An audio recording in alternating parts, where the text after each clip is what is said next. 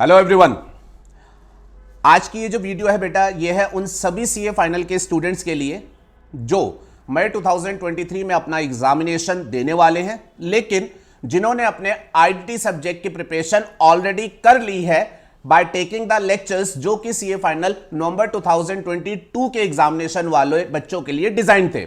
और बेटा उस प्रिपरेशन के पीछे उनका क्लियर लॉजिक था कि एडवांस प्रिपरेशन कर लेते हैं ताकि सब्जेक्ट हमारा एक कंप्लीट होकर रखा जाए, बाकी मई 2023 के टाइम पर जब एग्जाम देंगे तो इन बिटवीन जो भी अमेंडमेंट्स होंगी उसको बाद में टाइम लगा करके थोड़ा बहुत जो होगा वो कर लेंगे। इससे हमें एग्जाम के टाइम पर अच्छा खासा रिवीजन का टाइम मिल जाएगा। तो बहुत अच्छी सोच थी।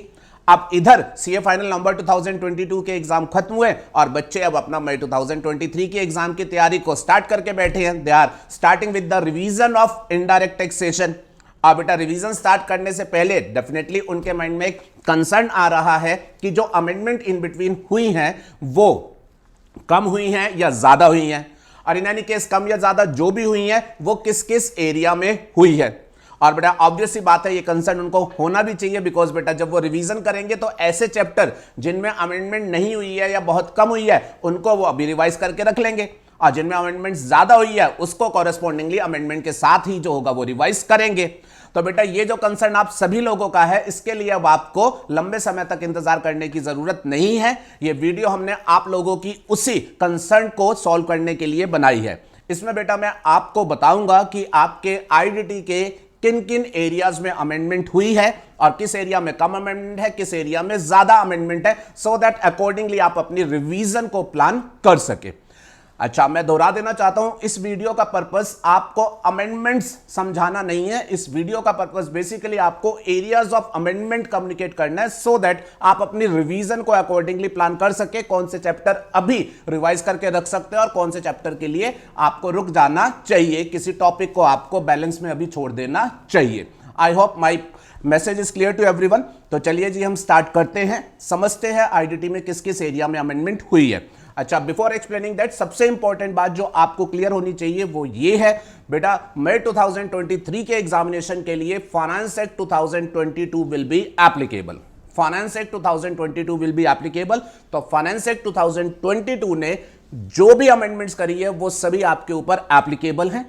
एंड बिसाइड्स फ्रॉम दैट, जो रूल्स में अमेंडमेंट हुई है या जो नोटिफिकेशंस में अमेंडमेंट हुई है या जो भी इन बिटवीन सीबीआईसी की तरफ से सिग्निफिकेंट सर्कुलर इशू हुए हैं, वो सभी जो है वो आपके ऊपर एप्लीकेबल रहेंगे।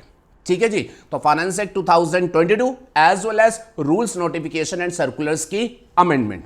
एंड एक ग्लिम्स लेते हैं जी क्या क्या अमेंडमेंट्स किस किस एरिया में हुई है। स्टार्ट कर रहा हूं बेटा, सबसे पहले बात करते हैं अपनी जीएसटी की। डेफिनेटली आपके एग्जाम में सबसे ज्यादा वेटेज जीएसटी का है और आपका सबसे मेन कंसर्न जीएसटी को लेकर के ही होता है। तो बेटा मैंने टॉपिक वाइज जो है इसका कैटेगराइजेशन किया है ताकि आपको एरियाज ऑफ अमेंडमेंट जो है वो समझ आए। तो बेटा सबसे पहले मैंने यहां मेंशन किया changes as to time limitation. ठीक है, आपने जीएसटी का जब सब्जेक्ट पढ़ा था तो आपने देखा था जीएसटी में बहुत सारे कामों को लेकर के टाइम लिमिटेशन जो है वो स्पेसिफाई की गई है। सेक्शन 16(4) आपको याद आता होगा, इसमें आईटीसी अवेलमेंट को लेकर के टाइम लिमिटेशन थी। सेक्शन 34 सबसेक्शन 2, इसमें कहा गया था अगर कोई रजिस्टर्ड पर्सन जीएसटी में क्रेडिट नोट सब्सिक्वेंटली इशू करके एडजस्टमेंट क्लेम करता है तो उस क्रेडिट नोट के बेसिस पर एडजस्टमेंट क्लेम करने की टाइम लिमिटेशन थी। 37(3) इसमें बेटा आपकी जीएसटीआर 1 जो फाइल होती है उसमें अगर कोई मिस्टेक या ओमिशन रह जाती है तो उसको आप बाद में जो रेक्टिफाई करते हैं तो उस रेक्टिफिकेशन को लेकर के टाइम लिमिटेशन थी। एंड ऐसे ही अगर आपकी कोई रिटर्न्स में मिस्टेक्स ओमिशन रह जाती है जिसे आप बाद में ठीक करते हैं तो उस बाद में ठीक करने रेक्टिफिकेशन को लेकर के 39(9) में जो थी वो टाइम लिमिटेशन दी गई थी। और बेटा इन सभी सेक्शंस में जो टाइम लिमिटेशन थी उन सबको फाइनेंस एक्ट 2022 ने चेंज कर दिया है। उन सबको फाइनेंस एक्ट 2022 ने चेंज कर दिया है। ठीक है जी। तो ये आपकी टाइम लिमिटेशन को लेकर के अमेंडमेंट है जिसको मैंने ऐसे सेपरेटली ही आपको बता दिया है। फिर उसके बाद बेटा चैप्टर वाइज में बात करूंगा। अब सप्लाई का जो आपका चैप्टर है आपने जो भी पढ़ा है वो एज इट इज ही है, आप उसको अच्छे से रिवाइज कर सकते हैं। बट हाँ, आपको एक इंपॉर्टेंट बात इसमें यह ध्यान में रखनी है बेटा, सप्लाई के चैप्टर में आपने एक पढ़ा था शेड्यूल 2। शेड्यूल 2, जिसमें बताया गया था कि आपकी list of activities and transactions लिखे गए थे और बताया गया था कि ये पर्टिकुलर एक्टिविटी जीएसटी में सप्लाई ऑफ गुड्स मानी जाएगी या सप्लाई ऑफ सर्विस मानी जाएगी। और उसमें बेटा एक पैरा नंबर 5E था, उसमें हमारे पास था एक पैरा नंबर 5E। ठीक है जी, para number 5E which was an important para, जिसमें आपको याद है वो टॉलरेंस ऑफ एक्ट, ठीक है, इस तरीके को लेकर के बात थी कि टॉलरेंस ऑफ एक्ट की एक्टिविटी जो है वो सप्लाई ऑफ सर्विस होती है। अब बेटा पैरा नंबर 5E को लेकर के इंडस्ट्री में काफी कंफ्यूजन थी, तो सीबीआईसी ने, इंडस्ट्री ने जो जो भी कंफ्यूजन के पॉइंट कम्युनिकेट किए थे उन पॉइंट्स को लेकर के एक सर्कुलर इशू किया है। इसमें उन्होंने काफी सारे मैटर्स को क्लैरिफाई करके बताया whether this particular activity will be govern by para 5E और not, and it is an important circular. Exam में इस पे पक्का क्वेश्चन आप एक्सपेक्ट कर सकते हैं। तो ये आपको एक एडिशनल पॉइंट जो है वो पढ़ना है, और बेटा जो क्लैरिफिकेशन है वो सिग्निफिकेंट है बिकॉज इसने बहुत सारे नए डायमेंशन जो हैं वो क्रिएट करके दिए हैं। That's an important circular. फिर उसके बाद बेटा आपका जो चैप्टर है पेमेंट ऑफ टैक्स, तो पेमेंट ऑफ टैक्स का चैप्टर अगर आपको याद होगा तो बेटा इस चैप्टर में आपने ये समझा था कि जीएसटी में एक पर्सन जब लायबल टू पे टैक्स होता है तो वो अपनी टैक्स लायबिलिटी किस तरीके से डिस्चार्ज करता है, उसकी लायबिलिटी को किस तरीके से जीएसटी में अकाउंट फॉर किया जाता है। और इसमें बेटा आपने सेक्शन 49 पढ़ा था, जिसमें आपने डिफरेंट लेजर्स के बारे में पढ़ा था, E liability ledger, E cash ledger and E credit ledger. ठीक है बेटा, इनसे रिलेटेड प्रोविजंस हैं, उनमें कुछ एरियाज में अमेंडमेंट हुई है। अगर मैं बात आपसे करूं ई लायबिलिटी लेजर की, तो बेटा ई लायबिलिटी लेजर के बारे में सेक्शन 49(7) बात करता था, और वो कहता था ई लायबिलिटी लेजर में जो अकाउंट फॉर किया जाएगा वो रूल नंबर 85 बताएगा कि इसमें क्या क्या लायबिलिटीज अकाउंट फॉर की जाएगी।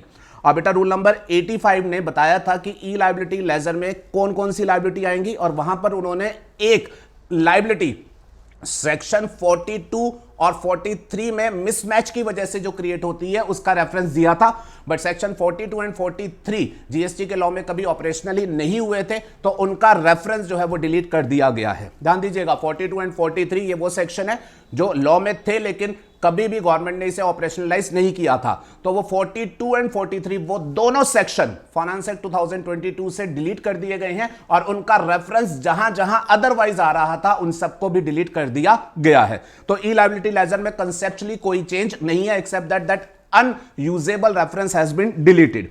फिर बात करते हैं बेटा आपके ई कैश लेजर की, तो ई कैश लेजर जो था उसमें बेटा सेक्शन 49(1) ये कहता था आप अपने ई कैश लेजर में प्रेस्क्राइब मोड से पैसा जो होगा वो डिपॉजिट करेंगे, और वो प्रेस्क्राइब मोड जो था वो रूल 87 में बताया गया था। 87 में डिटेल डिस्कशन था कि आप चालान से पैसा डिपॉजिट करेंगे, और जिस चालान से आप पैसा डिपॉजिट करेंगे वो पेमेंट करेंगे कैसे, वो प्रेस्क्राइब मोड थे, आपको याद होगा RTGS, debit card, credit card वगैरह। अब बेटा उन प्रेस्क्राइब मोड्स में सिंपली दो नए मोड्स जो हैं वो ऐड कर दिए गए हैं, यूपीआई एंड आईएमपीएस मोड के बेसिस पर भी पेमेंट हो सकती है। That's a quite simple change.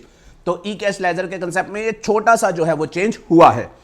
और एक चेंज जो ई कैश लेजर से रिलेटेड हुआ है वो ई कैश लेजर को लेकर के सेक्शन 49 सबसेक्शन 10, आपको ये याद होगा, ये बड़ा इंपॉर्टेंट प्रोविजन था। इसमें बात थी कि ई कैश लेजर में आपने जो पैसा डिपॉजिट किया वो आपने किसी भी हेड में किया हो, जरूरत पड़ने पर एक हेड में डिपॉजिट किया गया पैसा आप दूसरे हेड में जो है वो ट्रांसफर कर सकते हैं और फिर वहां से उसे यूज कर सकते हैं, याद है ना? यस।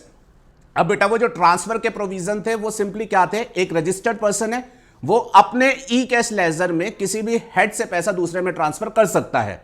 अब अमेंडमेंट जो है वो ये हुई है, उस सबसेक्शन 10 को सब्स्टिट्यूट करते हुए उन्होंने एक और केस अमेंडमेंट का इंसर्ट किया है, जिसमें उन्होंने ये बोला है कि अगर आप रजिस्टर्ड पर्सन हैं एक पर्टिकुलर स्टेट में, but let's suppose as a deemed distinct person आप किसी दूसरे स्टेट में भी हैं, तो अब आप क्या कर सकते हैं, आप एक पर्टिकुलर स्टेट में रजिस्टर्ड है, आप अपने उस ई कैश लेजर से पैसा दूसरे स्टेट में जहां आप रजिस्टर्ड है उधर आपका जो ई कैश लेजर सेपरेट है उसमें भी ट्रांसफर कर सकते हैं।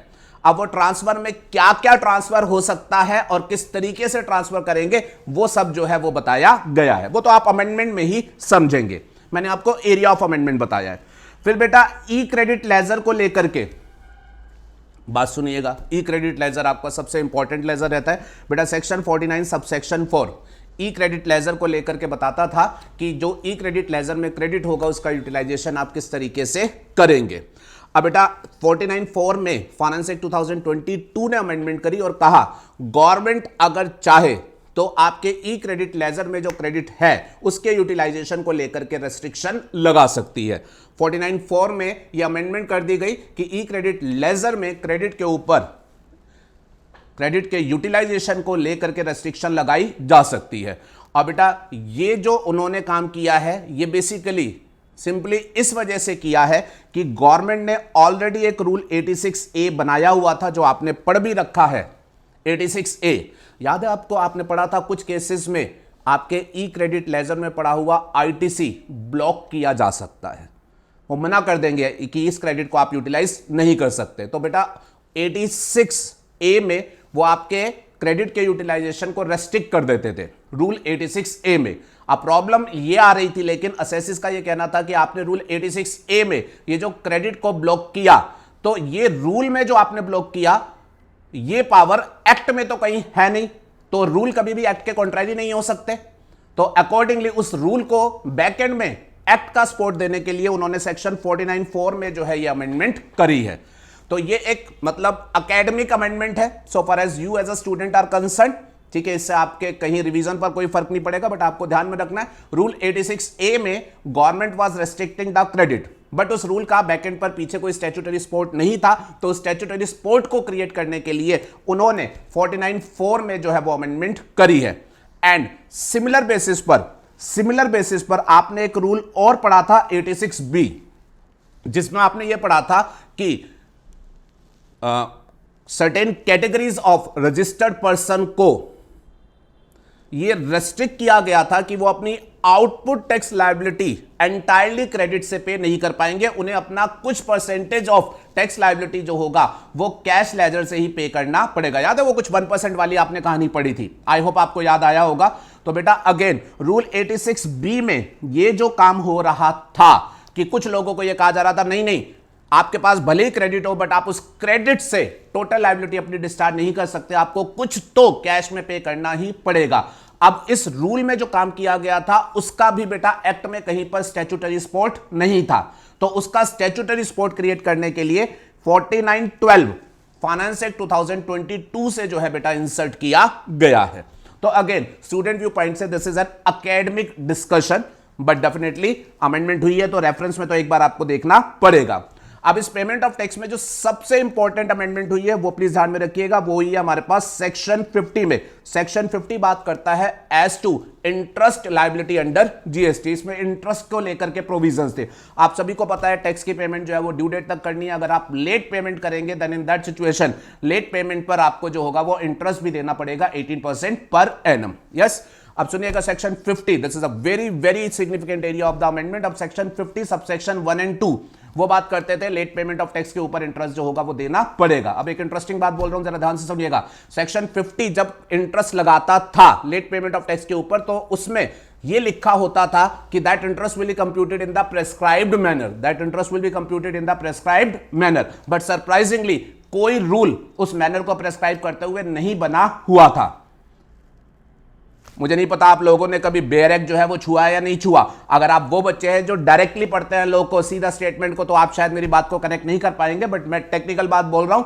उसमें ये लिखा हुआ था सेक्शन 50 सबसेक्शन 2 में कि आपका बिलेटेड टैक्स पेमेंट पर जो इंटरेस्ट होगा वो कैलकुलेट किया जाएगा इन द प्रेस्क्राइब्ड मैनर। और बेटा सरप्राइजिंगली प्रेस्क्राइब मैनर के लिए कोई रूल नहीं था, तो उस कमी को टेक केयर करते हुए अब उन्होंने रूल 88B जो है वो न्यूली इंसर्ट किया है एंड विद रेट्रोस्पेक्टिव इफेक्ट 1 जुलाई 2017 से जो है वो इंट्रोड्यूस किया है।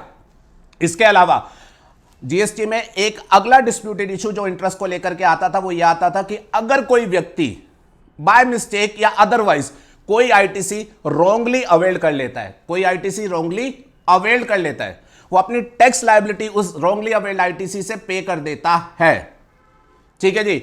और बाद में अब उसका वो रॉन्गली अवेल्ड आईटीसी जो है वो पकड़ में आता है, तो वो रॉन्गली अवेल्ड आईटीसी डेफिनेटली उससे रिकवर किया जाएगा। तो क्या उसके ऊपर भी इंटरेस्ट होना चाहिए? यस, उसके ऊपर ऑब्वियसली इंटरेस्ट होना चाहिए, बट उस इंटरेस्ट को लगाने को लेकर के प्रोविजंस की क्लैरिटी नहीं थी। वो क्लैरिटी इसलिए नहीं थी बिकॉज सेक्शन 50 वो बात करता था subsection 1 as to the default in payment of tax, वो आईटीसी को लेकर के बात नहीं करता था। लेकिन 50 सबसेक्शन 3 करके एक सेक्शन होता था, वो आईटीसी को लेकर के बात करता था, लेकिन वो 42 43 से रिलेटेड बात करता था, जो कि ऑपरेशनल नहीं थे। तो एग्जैक्टली अगर बोलूं तो आईटीसी को लेकर के सेक्शन 50 में क्लैरिटी नहीं थी, तो उन्होंने अब जो काम किया बेटा सेक्शन 50 में सबसेक्शन 3 इंट्रोड्यूस किया बाय फाइनेंस एक्ट 2022, जिसमें उन्होंने कहा है कि अगर ITC wrongly availed and utilised है तो फिर उसके ऊपर भी लेटर ऑन आपको अगर वो रीपेमेंट करते हो तो आपको इंटरेस्ट के साथ जो होगी वो करनी पड़ेगी। और again that will be computed in the prescribe manner, और प्रेस्क्राइब मैनर के लिए रूल 88B में जो है वो बताया गया है। अब बेटा इंटरेस्ट के प्रोविजंस आपने जो भी पुराने पढ़ रखे होंगे उनको आप साइड कर सकते हैं, बिकॉज आपको सेक्शन 50 जो होगा वो फ्रेश तरीके से पढ़ के जाना है, खासतौर से आईटीसी यूटिलाइजेशन को लेकर के, और इसके ऊपर प्रैक्टिकल क्वेश्चन आएंगे। तो यह है आपका बेटा chapter of payment of tax. फिर उसके बाद आपका अगला एक चैप्टर आपने पढ़ा था बेटा टीसीएस वाला, ई कॉमर्स वाला, सेक्शन 52। तो ई कॉमर्स वाला जो चैप्टर है बेटा उसमें बड़ी एक छोटी सी अमेंडमेंट हुई है। अगर आपको याद हो तो ईसीओ जिनके ऊपर टीसीएस का एप्लीकेशन होता है बेटा, उनको अपना रिपोर्टिंग करनी पड़ती है गवर्नमेंट को मंथली बेसिस पर जीएसटीआर 8 के नाम से रिटर्न एक स्टेटमेंट मंथली बेसिस पर फाइल करके, जिसकी ड्यू डेट होती है 10th। अब बेटा अब अगर ये ड्यू डेट तक अपना वो स्टेटमेंट अपनी वो रिटर्न नहीं देते हैं तो क्या इनके ऊपर लेट फीस लगनी चाहिए? यस, इनके ऊपर लेट फीस लगनी चाहिए। बट सरप्राइजिंगली सेक्शन 47 जो लेट फीस की बात करता था उसमें सेक्शन 52 की जीएसटीआर 8 का रेफरेंस मिसिंग था, और उस अपनी कमी को रिकॉग्नाइज करते हुए उन्होंने सेक्शन 47 को जो है वो अमेंड किया है और उसमें ईसीओ की रिटर्न का रेफरेंस जो है वो डाल दिया है। तो बड़ी सिंपल सी अमेंडमेंट हुई है। और बेटा एक टैक्स कलेक्टर को लेकर के जब आपने पढ़ा था सेक्शन 52, तो उसमें आपने ये भी पढ़ा होगा कि लॉ ने वहां पर ये लिखा था कि टैक्स कलेक्टर जो अपनी रिटर्न्स फाइल करेंगे उनकी मैचिंग की जाएगी by the corresponding supplier GSTR 1, और अगर कुछ मिसमैच निकले तो कॉरेस्पॉन्डिंगली जो होगा वो एक्शन लिए जाएंगे। अब ये जो मैचिंग होती है ईसीओ की रिटर्न की with the corresponding suppliers GSTR 1, बेटा वो जो प्रोविजंस थे वो एक्ट में लिखे गए थे, बट वो प्रैक्टिकली कभी ऑपरेशनलाइज नहीं किए गए थे। तो अकॉर्डिंगली उससे रिलेटेड रूल्स जो बने हुए थे वो गवर्नमेंट ने फॉर द टाइम बिंग के लिए ऑमिट कर दिए हैं। रूल 79 करके एक रूल होता था वो उन्होंने ऑमिट कर दिया है। ठीक है जी, चलिए फिर उसके बाद बात आती है बेटा रजिस्ट्रेशन की। Registration which is always an important chapter for the examination. इसमें कुछ छोटी छोटी सी अमेंडमेंट हुई है। एक तो बेटा इसमें अमेंडमेंट हुई है नोटिफिकेशन नंबर 10/2019 में। क्या थी ये नोटिफिकेशन? ये नोटिफिकेशन बात करती थी अबाउट एनहांस थ्रेशोल्ड। याद है आपको, कुछ सप्लायर ऑफ गुड्स के लिए हमने रजिस्ट्रेशन की थ्रेशोल्ड लिमिट 20 लाख से बढ़ा करके जो है वो 40 लाख जो थी वो कर दी थी। अब उस नोटिफिकेशन में लिखा गया था कि ये लिमिट जो हम बढ़ा रहे हैं ये एप्लीकेबल नहीं होगी अगर सप्लायर जो है वो कुछ पर्टिकुलर गुड्स में डील करता है। याद है कुछ स्पेसिफाइड गुड्स थे, वो ब्रिक्स वगैरह एंड सो ऑन। अब बेटा उस लिस्ट में जो गुड्स थे उसमें एक गुड्स कवर होता था फ्लाई ऐश एग्रीगेट, और उस फ्लाई ऐश एग्रीगेट में उन्होंने लिखा हुआ था कि फ्लाई ऐश एग्रीगेट, अगर उस फ्लाई ऐश एग्रीगेट में 90% या उससे ज्यादा का फ्लाई ऐश कंटेंट है तो फिर इस गुड्स का जो सप्लायर होगा उसको एनहांस थ्रेशोल्ड नहीं मिलेगी। अब बेटा उन्होंने वो 90% और मोर कंटेंट उसमें से डिलीट कर दिया है, और अब उसका सिंपल मतलब ये हो गया है कि फ्लाई ऐश एग्रीगेट का सप्लायर, चाहे उसमें फ्लाई ऐश का कंटेंट कुछ भी हो, वो हमेशा जो होगा वो एनहांस थ्रेशोल्ड के लिए इनएलिजिबल होगा। तो खैर कोई सब्सटेंशियल चेंज नहीं है। लिस्ट ऑफ गुड्स जो थी उसके एक पर्टिकुलर आइटम की वर्डिंग्स में थोड़ा सा चेंज किया गया है। फिर उसके बाद बेटा इसमें जो सिग्निफिकेंट चेंज हुआ है वो हुआ है सेक्शन 29(2) में। सेक्शन 29 बात करता था about cancellation of registration, D registration, and 29(2) बात करता था प्रॉपर ऑफिसर कुछ सर्कमस्टांसेस में सप्लायर का रजिस्ट्रेशन कैंसिल कर सकता है। 29(2) में बताया गया था कि क्या क्या डिफॉल्ट्स होंगे जिनके दिखाई देने पर ऑफिसर कंसर्न पर्सन का जो है वो रजिस्ट्रेशन कैंसिल कर सकता है। और आपको हल्का सा अगर उसमें याद हो तो उसमें एक डिफॉल्ट था as to the non filing of return. उस नॉन फाइलिंग ऑफ रिटर्न्स को लेकर के कुछ चेंजेस जो हैं वो फाइनेंस एक्ट 2022 ने किए हैं। ठीक है जी, नॉन फाइलिंग ऑफ रिटर्न्स को लेकर के जो कैंसिलेशन के पावर थी, उस नॉन फाइलिंग ऑफ रिटर्न्स की फ्रीक्वेंसी वगैरह को लेकर के जो है वो कुछ चेंजेस जो है फाइनेंस एक्ट 2022 ने किए हैं। फिर उसके बाद रजिस्ट्रेशन का अगला area of amendment, the last area of amendment is rule 21A। Rule 21A बेटा, रूल 21A बात करता था अबाउट सस्पेंशन। रजिस्ट्रेशन का कैंसल तो प्रॉपर प्रोसीडिंग करके होगा, पेंडिंग कैंसिलेशन आपका रजिस्ट्रेशन सस्पेंड किया जा सकता है। उस सस्पेंशन को लेकर के छोटा सा एक चेंज जो है वो रूल 21A में जो है वो किया गया है, that is a minor change. तो रजिस्ट्रेशन के चैप्टर में अगर बात करूं तो कोई सब्सटेंशियल चेंज नहीं है, बट हां 29(2) वाली जो अमेंडमेंट है that is quite a significant amendment. फिर बेटा प्रोसीड करते हैं आपका चैप्टर रिटर्न्स। और बेटा रिटर्न्स आपका वो चैप्टर है जिसमें मैक्सिमम अमेंडमेंट्स हुई है। रिटर्न्स आपका वो चैप्टर है जिसमें मैक्सिमम अमेंडमेंट्स हुई है, पर हां फॉर्चुनेटली अमेंडमेंट सिंपल है तो कोई घबराने वाली बात नहीं है। तो बेटा रिटर्न्स में जो अमेंडमेंट्स हुई है, नंबर 1 GSTR 1 जो सेक्शन 37 में फाइल होता था उसको लेकर के कुछ अमेंडमेंट हुई है। सेक्शन 37(1) ये GSTR 1 की फाइलिंग की बात करता था, और बेटा 37(1) को उन्होंने फाइनेंस एक्ट 2022 से अमेंड किया है, छोटी सी अमेंडमेंट करी है।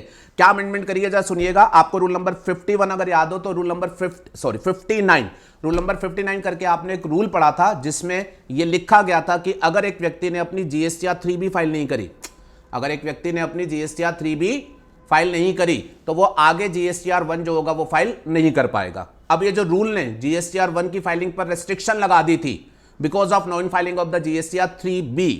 अब ये जो रेस्ट्रिक्शन लगा दी थी, इस रेस्ट्रिक्शन का स्टैट्यूटरी सपोर्ट जो था वो एक्ट में मिसिंग था, जिसकी वजह से वो चैलेंजेबल हो रहा था। तो गवर्नमेंट ने 37(1) अमेंड करके वो स्टैट्यूटरी सपोर्ट क्रिएट किया, और 37(1) में ये लिख दिया गया है कि गवर्नमेंट जो है वो 37(1) में आपके GSTR 1 की फाइलिंग को लेकर के जो है वो रेस्ट्रिक्शन प्रेस्क्राइब कर सकती है। दैट्स अ सिंपल अमेंडमेंट, ठीक है जी, एकेडमिक अमेंडमेंट है।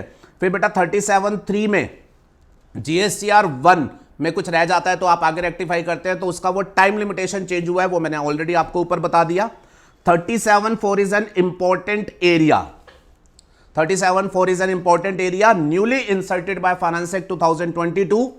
इसमें यह कहा गया है कि अगर किसी व्यक्ति ने अपनी एक GSTR 1 फाइल नहीं करी है तो वो अपनी नेक्स्ट GSTR 1 जो है वो फाइल नहीं कर सकता। This is an important area, ध्यान में रखिएगा। रिटर्न्स को लेकर के ये बात ऑलरेडी सेक्शन 39 में लिखी हुई थी कि अगर आपने एक टैक्स पीरियड की रिटर्न फाइल नहीं करी तो आप अपनी नेक्स्ट टैक्स पीरियड की रिटर्न फाइल नहीं कर सकते, बट ये बात लॉ में GSTR 1 को लेकर के नहीं थी, जिसकी वजह से लोग एक टैक्स पीरियड की GSTR 1 फाइल किए बगैर नेक्स्ट पीरियड की GSTR 1 फाइल कर देते थे, जो कि डिसिप्लिन के हिसाब से देखे तो सही नहीं था। तो उन्होंने 37(4) में अमेंडमेंट करके ये 37(4) इंट्रोड्यूस करके जो है ये बात लिख दी है। GSTR 1 एक पीरियड की पेंडिंग है तो नेक्स्ट पीरियड की नहीं भर पाओगे, सिंपल। फिर उसके बाद बात आती है बेटा GSTR 3B and other returns की, ठीक है जी। अब रिटर्न्स की बात करते हैं, तो रिटर्न्स को लेकर के एक अच्छी अमेंडमेंट हुई है 39(5) में, जिसमें NRTP की रिटर्न्स फाइलिंग की ड्यू डेट को चेंज कर दिया गया है। पहले इसकी ड्यू डेट जो होती थी वो होती थी महीना खत्म होने के बाद 20 तारीख, और अब इसको 13 तारीख कर दिया गया है। और इस अमेंडमेंट का लॉजिक आपका GSTR 2A 2B के साथ कनेक्टेड है, देखेंगे अमेंडमेंट में। फिर इसके बाद 39(9) में रिटर्न्स के रेक्टिफिकेशंस को लेकर के टाइम लिमिटेशन की बात थी, उसमें अमेंडमेंट की गई है, I have already explain to you. And 39(10) that's an important area of the amendment, इसमें भी अमेंडमेंट की गई है। 39(10) ये पहले कहता था एक टैक्स पीरियड की रिटर्न नहीं फाइल करी तो नेक्स्ट रिटर्न फाइल नहीं कर सकते। अब उसको अमेंड करके उसमें साथ में यह लिख दिया गया है कि अगर आपने एक महीने की GSTR 1 फाइल नहीं करी तो आप उस महीने की GSTR 3B फाइल नहीं कर सकते। पहले यह हो जाता था कि आप GSTR 1 फाइल नहीं करी बट 3B फाइल कर लेते थे, बट अब यह नहीं हो पाएगा बिकॉज 39(10) में उन्होंने ये रेस्ट्रिक्शन जो है वो इंपोज कर दी है। Are you okay with this? फिर उसके बाद बेटा सेक्शन 44 ये होता था आपकी एनुअल रिटर्न्स का। तो एनुअल रिटर्न्स को लेकर के उन्होंने एक नोटिफिकेशन इशू किया है जिसमें उन्होंने बोला है कि फाइनेंशियल ईयर 21-22 के लिए वो सभी व्यक्ति जिनका टर्नओवर जो है वो 2 करोड़ तक का है वो अपना एनुअल रिटर्न सबमिट करने के लिए लायबल नहीं है। चलिए जी, रिटर्न से रिलेटेड अदर एरियाज की अगर बात करूं तो एक सिग्निफिकेंट एरिया जिसमें अमेंडमेंट हुई है दैट इज सेक्शन 41। सेक्शन 41 में आपने बात करी थी प्रोविजनल ITC। 41 में ये लिखा हुआ था आपने सप्लायर से एक सप्लाई ली, आप अपना ITC सप्लाई के साथ ले लेंगे, बट ये ITC प्रोविजनल होगा। प्रोविजनल तब तक रहेगा जब तक कि कंसर्न सप्लायर जिससे आपने सप्लाई ली है उसने अपना टैक्स पे ना कर दिया हो। जब तक कि कंसर्न सप्लायर जिससे आपने सप्लाई ली है उसने अपना टैक्स पे ना कर दिया गया हो। और बेटा उन्होंने सोचा था इसको वो बाद में मैच करा के देखेंगे, बट वो प्रोविजंस कभी ऑपरेशनल नहीं किए गए। तो सेक्शन 41 में भी अमेंडमेंट कर दी गई है, और अब अमेंडेड 41 ये कहता है अगर आप एक सप्लायर से सप्लाई रिसीव करते हैं तो आप जो आईटीसी बुक करेंगे वो प्रोविजनल नहीं होगा, वो फाइनल ही होगा। ठीक है जी, इस तरीके की अमेंडमेंट इसमें कर दी गई है। फिर उसके बाद बेटा 40 to 43 मैचिंग के जो प्रोविजंस थे, ऊपर मैंने आपको बताया ऑपरेशनल नहीं हुए थे, डिलीट कर दिए गए हैं। और ऐसे ही बेटा 43A करके भी एक सेक्शन होता था जिसमें कभी जीएसटी वालों ने नई रिटर्न्स इंट्रोड्यूस करने की सोची थी, उसको भी ऑमिट कर दिया गया है। Are you okay with this? ठीक है, तो रिटर्न्स वाले चैप्टर्स में काफी एरियाज में अमेंडमेंट है, बट अमेंडमेंट्स है छोटी छोटी, बट मैं ये सजेस्ट करूंगा कि आप रिटर्न्स वाले चैप्टर को जो होगा वो अकॉर्डिंगली अपना रिवीजन के लिए एंड में रख लें। ठीक है बेटा। फिर इसके बाद input tax credit, the most important chapter जो कि आपके एग्जामिनेशन के लिए होता है, इसमें भी कई एरियाज में अमेंडमेंट है। एक बेटा इसमें अमेंडमेंट का जो एरिया है वो है सेक्शन 16(2) आप पढ़ते थे, जिसमें conditions for availment of ITC लिखी होती थी। ठीक है जी, उसमें एक नई कंडीशन BA क्लॉज के थ्रू जो है वो इंट्रोड्यूस कर दी गई है कि आप अपना आईटीसी तभी ले पाएंगे जब आप इस नई कंडीशन को भी फुलफिल करेंगे। और इसमें बेसिकली जो नई कंडीशन लिखी गई है उसमें यह कहा गया है कि आप आईटीसी तभी ले पाएंगे अगर वो आईटीसी सेक्शन 38 में रेस्ट्रिक्टेड नहीं है। सेक्शन 38 में रेस्ट्रिक्टेड नहीं है। और बेटा ये जो सेक्शन 38 है ये भी न्यूली ड्राफ्ट किया गया है बाय फाइनेंस एक्ट 2022। तो ये लिंकिंग में आप अमेंडमेंट समझेंगे। और बेटा 16(4) इसमें आईटीसी के टाइम लिमिटेशन को बदल दिया गया है। फिर उसके बाद एक अमेंडमेंट हुई है रूल 37 में।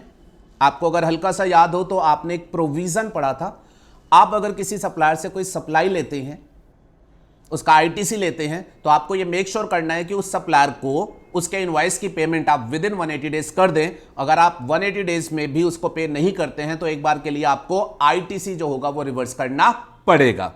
अब बेटा ये जो कहानी रूल नंबर 37 में लिखी हुई है, इसमें अमेंडमेंट हुई है, अच्छी खासी अमेंडमेंट हुई है। पहले ये रूल 37 ये कहता था आपने आईटीसी लिया, आपने उसको पेमेंट नहीं करी तो आप आईटीसी रिवर्स करोगे। आपने उसे अगर मान लो कुछ पेमेंट करी है तो जितनी पेमेंट नहीं करी उतना रिवर्स करोगे। बट अब रूल 37 को अमेंड कर दिया गया और इसमें बोला गया है जब तक आप फुल पेमेंट नहीं करोगे तब तक आपको आईटीसी रिवर्स पूरे का पूरा जो होगा वो करना पड़ेगा। चलिए जी, फिर उसके बाद अगला अमेंडमेंट का जो एरिया है वो है सेक्शन 17 सबसेक्शन 2 के एसोसिएटेड रूल 42 एंड 43। बहुत ही इंपॉर्टेंट अमेंडमेंट का एरिया है। ठीक है जी, आपने पढ़ा था कि अगर कोई पर्सन ऐसा है जो अपनी इनवर्ट सप्लाई को बिजनेस एंड नॉन बिजनेस दोनों के लिए यूज करता है या एग्जेम्प्ट और नॉन एग्जेम्प्ट दोनों के लिए यूज करता है, तो उस केस में वो पूरे क्रेडिट नहीं लेगा, उसको अपॉर्शनमेंट करना पड़ेगा। और वो अपॉर्शनमेंट का प्रोसेस जो था वो रूल 42 में बताया गया था इनपुट एंड इनपुट सर्विस के लिए, एंड 43 में बताया था कैपिटल गुड्स के लिए। आपने जो भी पूरा प्रोसेस पढ़ा था वो एज इट इज है, उसमें कोई चेंज नहीं है। लेकिन 43 रूल के एंड में एक एक्सप्लेनेशन इंसर्ट की गई है जिसमें उन्होंने ये बोला है कि अगर आपकी एक पर्टिकुलर सप्लाई होगी वो रियल में एग्जेम्प्ट है बट हम उसको एग्जेम्प्ट नहीं मानेंगे, आपको उसके लिए आईटीसी अपॉर्शनमेंट नहीं करना पड़ेगा। तो आपने जो कुछ पढ़ा उसमें कोई दिक्कत नहीं है, उसको आप थोरोली रिवाइज कर सकते हैं। ये एक सिंपल एडिशनल पॉइंट जो होगा वो अमेंडमेंट में डिटेल में आप सेपरेटली याद रख सकते हैं। फिर बेटा उसके बाद section 17 subsection 4 read with rule 38, ये आपने पढ़ा था banking and financial institution including NBFC को लेकर के, उनको आईटीसी अवेलमेंट को लेकर के अपॉर्शनमेंट की बजाय एक स्पेशल ऑप्शन जो था वो दिया गया था। उस स्पेशल ऑप्शन में कुछ कॉस्मेटिक चेंजेस हुए हैं जिसकी वजह से उसकी स्पिरिट पर कोई फर्क नहीं पड़ता, सिर्फ प्रेजेंटेशन का थोड़ा सा फर्क पड़ता है। तो कोई दिक्कत नहीं है, वो भी एक इजी एरिया है, आसानी से आप सेपरेटली ही उसे स्टडी कर सकते हैं। तो ले दे करके अगर मैं आपको बात करूं तो आईटीसी वाला चैप्टर भी आप प्राइमरीली जो है वो अच्छे से रिवाइज कर सकते हैं। आपको रूल 37 वाले एरिया पर बेसिकली एक बार जो है वो फोकस लेने की जरूरत पड़ेगी। ठीक है जी, फिर उसके बाद नेक्स्ट चैप्टर आता है आपका रिफंड्स का। ये दूसरा वो चैप्टर है जिसमें सबसे ज्यादा अमेंडमेंट्स हुई हैं। रिटर्न्स एक तो वो है एंड दूसरा बेटा आपका ये रिफंड्स का है। अब रिफंड वाले चैप्टर में आपने पढ़ा था, अगर आपको याद हो तो, नॉर्मली एक पर्सन जो है जब कभी रिफंड क्लेम करता है तो ऑनलाइन रिफंड एप्लीकेशन देता है जिसकी टाइम लिमिटेशन होती है, क्या होती है, जिसकी time limitation 2 years from relevant date, और रेलेवेंट डेट बेटा अलग अलग सिचुएशन में डिफाइन थी। अब वो जो रेलेवेंट डेट डिफाइन थी उसमें एक सिचुएशन को लेकर के लीगल डिस्प्यूट थे, वो था सप्लाई टू एससीजेड या एससीजेड डेवलपर, तो उन्होंने उसके लिए एक स्पेसिफिक रेलेवेंट डेट जो है वो न्यूली इंट्रोड्यूस करी है। ठीक है जी। फिर उसके बाद बेटा सेक्शन 54 सब सेक्शन 2 में यूआईएन एंटिटीज को लेकर के स्पेशल रिफंड के प्रोविजंस थे, उनको जो टाइम लिमिटेशन दी गई थी वो 2 साल की नहीं दी गई थी, कम दी गई थी, तो उन्होंने गवर्नमेंट को रिप्रेजेंट किया था जी हमें भी 2 साल की टाइम लिमिटेशन चाहिए, तो 54 सबसेक्शन 2 को फाइनेंस एक्ट 2022 ने अमेंड किया और उनको भी टाइम लिमिटेशन 2 साल की दे दी है, माइनर चेंज। फिर उसके बाद बेटा export of goods which is an important area, उसमें एक अच्छा चेंज हुआ है। एक्सपोर्ट ऑफ गुड्स जब आप करते हैं तो export is a zero rated supply, आप उसका रिफंड क्लेम कर सकते हैं, उसके लिए आपको कुछ डॉक्यूमेंट्री एविडेंस जो है वो देने पड़ते थे, जो हमने रूल नंबर 89 में स्टडी किए थे। अब बेटा इसमें इन्होंने एक्सपोर्ट ऑफ गुड्स, पहले कोई भी गुड्स का एक्सपोर्ट होता था तो उसके लिए सेम बताया हुआ था, अब इन्होंने इसमें 2 कैटेगरी कर दी है। अगर आपने जो गुड्स एक्सपोर्ट किया है वो है इलेक्ट्रिसिटी, तो उसके डॉक्यूमेंटेशन अलग चलेंगे, एंड रेस्ट ऑफ गुड्स के लिए जो होंगे वो आपके डॉक्यूमेंटेशन जो होंगे वो अलग चलेंगे। इसमें अमेंडमेंट हुई है। एंड बेटा फिर इसके बाद बेटा इसमें एक अमेंडमेंट हुई है ई कैश लेजर के रिफंड को लेकर के। ई कैश लेजर का रिफंड सेक्शन में लिखा हुआ था कि आप रिटर्न्स के थ्रू भी ले सकते हैं, लेकिन वो प्रैक्टिकली कभी दिया नहीं जाता था, वो रिफंड एप्लीकेशन के बेसिस पर ही दिया जाता था। तो अल्टीमेटली उन्होंने सेक्शन को फाइनेंस एक्ट से अमेंड कर दिया है और लिख दिया है कि ई कैश लेजर का रिफंड रिटर्न नहीं, ये भी एप्लीकेशन बेस्ड ही होगा, सिंपल अमेंडमेंट। फिर बेटा ई क्रेडिट लेजर के रिफंड, आप सभी लोग जानते हैं ई क्रेडिट लेजर में अगर आपका कोई अनयूटिलाइज्ड आईटीसी है तो नॉर्मली क्रेडिट का रिफंड नहीं मिलता है, लेकिन क्रेडिट का रिफंड 2 केसेस में देते हैं। याद है आपको, एक आपका बेटा वो zero rated supply under bond और एलयूटी वाला केस था, और दूसरा आपका केस था अगर आपकी सप्लाई में है इन्वर्टेड टैक्स स्ट्रक्चर। होपफुली आपको याद आया होगा। अब जो पहली कैटेगरी थी जिसमें आपने सप्लाई करी अंडर बॉन्ड और एलयूटी, उस केस में आपका जो रिफंड बनेगा उसके लिए बेटा रूल 89(4) में एक फॉर्मूला प्रेस्क्राइब किया गया था। उस फॉर्मूले में छोटी सी अमेंडमेंट हुई है, एक एक्सप्लेनेशन इंसर्ट हुई है। जो आपने पढ़ा था वो एज इट इज है, एक्स्ट्रा एक अमेंडमेंट जो है वो सेपरेटली आपको जो है वो पढ़नी है।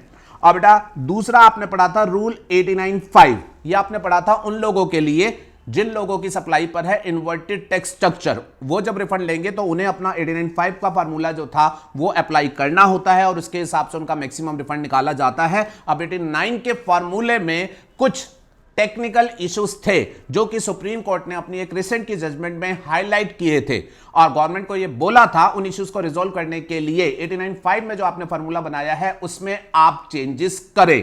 एंड फाइनली गवर्नमेंट ने based on supreme court direction GST council की रिकमेंडेशन आई और उन्होंने 89(5) के फार्मूले को चेंज किया है। तो बेटा 89(5) आपको नए फार्मूले के हिसाब से फ्रेशली जो होगा वो देखना पड़ेगा।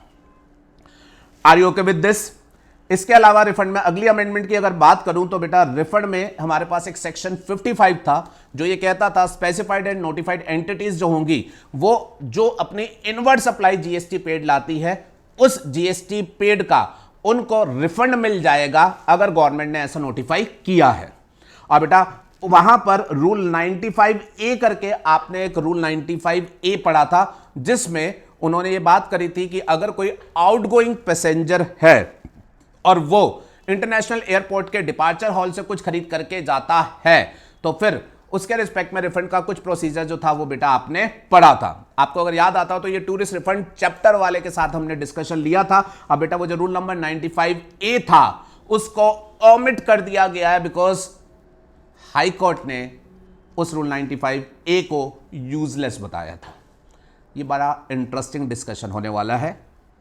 ठीक है जी। रूल 95A जो डिपार्चर हॉल पर शॉप्स होती हैं और वो बाहर जाने वाले पैसेंजर को गुड्स बेचती है, उन शॉप्स को रूल 95A में अपनी इनवर्ड सप्लाई पर रिफंड लेने का राइट था, जिसको रूल 95A को ऑमिट करके वो बात खत्म कर दी गई है बिकॉज हाई कोर्ट ने बोला था उसकी जरूरत ही नहीं है। क्यों जरूरत नहीं है वो सब अमेंडमेंट जब आप समझेंगे उसमें बात आएगी। एरिया ऑफ अमेंडमेंट क्लियर है। फिर उसके बाद बेटा पेनल्टी वाले चैप्टर की अगर बात करूं तो पेनल्टी वाले चैप्टर में एज सच कोई अमेंडमेंट नहीं हुई है, बट हां सीबीआईसी ने फेक इनवॉइसिंग के केस में penalty provisions and tax proceedings किस तरीके से लगाए जाने हैं उसको लेकर के एक लेटेस्ट सर्कुलर जो है वो इशू किया है। ठीक है, बात करें अपना इनवॉइसिंग वाला चैप्टर, तो इनवॉइसिंग वाले चैप्टर में बेटा छोटी सी अमेंडमेंट है। ई इनवॉइसिंग की लिमिट पहले 20 करोड़ थी, अब उसको चेंज करके 10 करोड़ कर दिया गया विद इफेक्ट फ्रॉम 1 अक्टूबर। और बेटा रूल 46 जो बताता था कि इनवॉइस पर क्या क्या लिखना होता है, रूल 46 में भी एक अमेंडमेंट की गई है। बड़ी सिंपल सी अमेंडमेंट है। इसमें यह कहा गया अगर किसी व्यक्ति का टर्नओवर 10 करोड़ से ज्यादा है, दिखने से अपरेंटली उसके ऊपर ई इनवॉइसिंग एप्लीकेबल हो रही है, बट वो व्यक्ति मे बी या गवर्नमेंट डिपार्टमेंट है या लोकल अथॉरिटी है जिसको ई इनवॉइसिंग से बाहर रखा गया है, तो ऐसे व्यक्ति जिनका टर्नओवर ज्यादा है बट जिनको ई इनवॉइसिंग से बाहर रखा गया है, वो जब अपना इनवॉइस इशू करेंगे तो उस पर वो लिख करके देंगे कि हमारा थ्रेशोल्ड वैसे तो ज्यादा है बट हमारे ऊपर ई इनवॉइसिंग एप्लीकेबल नहीं है। इस तरीके की डिक्लेरेशन जो होगा वो लिख करके देंगे। बड़ी सिंपल अमेंडमेंट है। सेक्शन 34(2) ऑलरेडी बता चुका, क्रेडिट नोट की टाइम लिमिटेशन में चेंज किया गया है। ठीक है बेटा। अच्छा, और इधर बेटा सॉरी, रिफंड वाले चैप्टर में एक 54(10) का जिक्र करना मैं आपसे भूल गया। सेक्शन 54(10) रिफंड के चैप्टर में 54(10) में लिखा हुआ था कुछ सर्कमस्टांसिस में असेसी का जो रिफंड बनता है वो उसको रिफंड सैंक्शन होने के बावजूद भी दिया नहीं जाएगा, विद हेल्ड कर लिया जाएगा, विद हेल्ड कर लिया जाएगा कुछ स्पेशल केसेस में। अब ये जो सेक्शन 54(10) में विदहोल्डिंग की पावर दी गई थी, ये पहले दी गई थी ओनली फॉर आईटीसी रिफंड। अब उस पावर को बढ़ा करके सभी रिफंड के ऊपर एप्लीकेबल कर दिया गया है। 54(10) earlier was only for withholding of ITC refund. अब फाइनेंस एक्ट 2022 से अमेंडमेंट करके उसे सभी रिफंड्स के ऊपर एप्लीकेबल कर दिया गया है। चलिए जी, नेक्स्ट हमारी बात आती है कंपोजिशन स्कीम की। तो बेटा कंपोजिशन स्कीम में एक छोटी अमेंडमेंट हुई है। पूरा चैप्टर एज इट इज है, आप बिना किसी टेंशन के उसे रिवाइज करके रख सकते हैं। कंपोजिशन स्कीम में एक छोटी सी अमेंडमेंट हुई है, बड़ी सिंपल। आपको याद है कंपोजिशन स्कीम कहती थी कुछ नोटिफाइड मैन्युफैक्चर जो कि कुछ नोटिफाइड गुड्स में डील करते हैं उनको कंपोजिशन स्कीम नहीं मिलेगी। ठीक है, उस नोटिफाइड गुड्स की लिस्ट थी, उस लिस्ट में एक आइटम फ्लाई ऐश एग्रीगेट करके था, उसको लेकर के कुछ छोटी सी अमेंडमेंट हुई है। और ये अमेंडमेंट वही है जो मैंने ऊपर रजिस्ट्रेशन में आपको जैसे बताया ना, रजिस्ट्रेशन में एनहांस थ्रेशोल्ड की लिस्ट में अमेंडमेंट हुई थी, वहां जो अमेंडमेंट हुई थी वैसी अमेंडमेंट जो है बेटा वो कंपोजिशन स्कीम में हुई है। खैर बड़ी छोटी अमेंडमेंट है, तो आप कंपोजिशन स्कीम का चैप्टर भी थोरोली रिवाइज कर सकते हैं। Next chapter, next area of amendment is your reverse charge. अब बेटा रिवर्स चार्ज में बड़ी सिग्निफिकेंट अमेंडमेंट है एज टू द जीटीए। इसका रिवर्स चार्ज का मैकेनिज्म सब्सटेंशियली चेंज किया गया है। गवर्नमेंट जो सर्विसेज देती थी इनके रिवर्स चार्ज को लेकर के भी चेंजेस हुए हैं, तो इनको आप फ्रेशली जो अमेंडमेंट से पढ़ेंगे उसी से पढ़ के जाइएगा। ठीक है जी, क्योंकि इनमें सब्सटेंशियल चेंजेस है। और इसके अलावा एक नया रिवर्स चार्ज इंट्रोड्यूस हुआ है on the service of renting of residential dwelling to a registered person. अगर रेजिडेंशियल ड्वेलिंग की रेंटिंग की जाती है टू अ रजिस्टर्ड पर्सन तो रजिस्टर्ड पर्सन पर आरसीएम आ जाएगा। ये नया रिवर्स चार्ज जो है वो इंट्रोड्यूस किया गया है। तो ये तीनों ही आप अमेंडमेंट से करके जाएंगे बेटा, जीटीए एंड गवर्नमेंट वाला फ्रेश अमेंडमेंट से ही करना। फिर बात आती है एग्जम्पशंस की। तो बेटा एग्जम्पशंस ये तो ऑब्वियस है, एग्जम्पशन में तो of and on frequent changes होते रहते हैं। तो कुछ एग्जम्पशन विड्रॉ कर ली गई है, कुछ नई एग्जम्पशन दी गई हैं और कुछ एग्जम्पशन में जो है वो अमेंडमेंट की गई है। एंड कुछ एग्जम्पशन को लेकर के सीबीआईसी की तरफ से क्लैरिफिकेशंस भी आई हैं। तो खैर एग्जम्पशंस में कुछ ऐसी ज़्यादा टेंशन वाली बात नहीं है, माइनर एग्जम्पशंस है, कोई ऐसी दिक्कत वाली बात नहीं है। यहाँ हमारा जीएसटी का एरिया जो है एंड अप हो जाता है। अब आपके एग्जाम का दूसरा एरिया वो है कस्टम्स एंड एफटीपी। एग्जाम में वेटेजेस की कम है और ये एरिया बेटा जनरली वो एरिया है जिसमें अमेंडमेंट ज़्यादा होती भी नहीं है। ठीक है, तो as usual continuing with the trend, इस वाले एरिया में कोई ज़्यादा अमेंडमेंट नहीं है। बताता हूं बड़ी सिंपल सी। बेटा हमारे पास एक चैप्टर है वैल्यूएशन ऑफ गुड्स कस्टम, और बेटा ये एग्जाम में रेगुलर आता है, एज शॉर्ट चैप्टर है, 5 मार्क का आता है। आपने जो पढ़ रखा है पूरा एज इट इज पढ़ लीजिएगा, कहीं कोई चेंज करने की जरूरत नहीं है, बिकॉज इसमें जो अमेंडमेंट हुई है वो बड़ी छोटी and simple independent stand on basis पर पढ़े जाने वाली अमेंडमेंट है। सेक्शन 14 सबसेक्शन 1 अगर आपको याद हो तो ये कहता था कि जनरली जो इंपोर्ट के केस में वैल्यूएशन होगी वो उन गुड्स का ट्रांजैक्शन वैल्यू ली जाएगी।